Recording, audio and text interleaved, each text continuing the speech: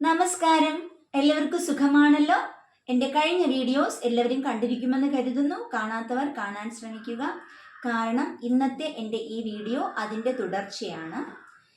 ഇന്ന് നമ്മൾ നോക്കാൻ പോകുന്ന ബൈബിൾ ഭാഗം പ്രഭാഷകൻ്റെ പുസ്തകം 39ഉം 40ഉം അധ്യായങ്ങളാണ്.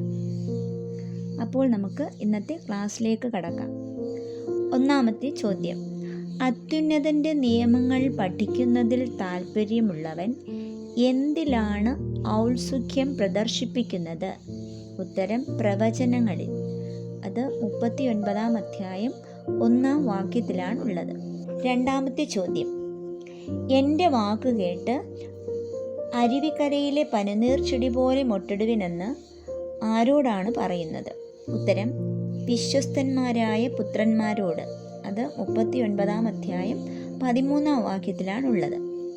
മൂന്നാമത്തെ ചോദ്യം: പ്രതികാരത്തിനായി സൃഷ്ടിക്കപ്പെട്ട കാറ്റുകൾ എങ്ങനെയാണ് ആഞ്ഞടിക്കുന്നത്? ഉത്തരം: കോപാവേശത്താൽ. അത് 39-ാം അധ്യായം 28-ാം വാക്യത്തിലാണുള്ളത്. നാലാമത്തെ ചോദ്യം: പ്രതികാരത്തിനായി സൃഷ്ടിക്കപ്പെട്ടവ എന്തൊക്കെയാണ്? ഉത്തരം: അഗ്നി, കൽമഴ, ക്ഷാമം, മഹാമാരി. അത് 39-ാം അധ്യായം 29-ാം വാക്യത്തിലാണുള്ളത്. അഞ്ചാമത്തെ ചോദ്യം: ദൈവഭയമില്ലാത്തവനെ ശിക്ഷിച്ച് നശിപ്പിക്കുന്നത് എന്തുകൊണ്ടാണ്? ഉത്തരം: വാൾ കൊണ്ട്. അത് 39-ാം അധ്യായം 30-ാം വാക്യത്തിലാണുള്ളത്.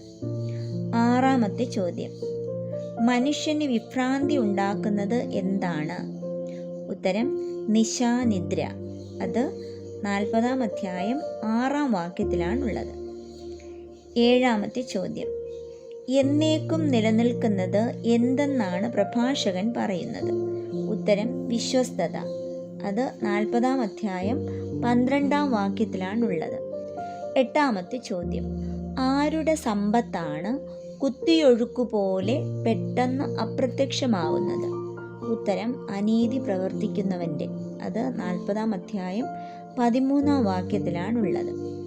ഒൻപതാമത്തെ ചോദ്യം: അധികം ശാഖ ചൂടുകയില്ലാത്തത് ആരുടെ സന്തതിയാണ്?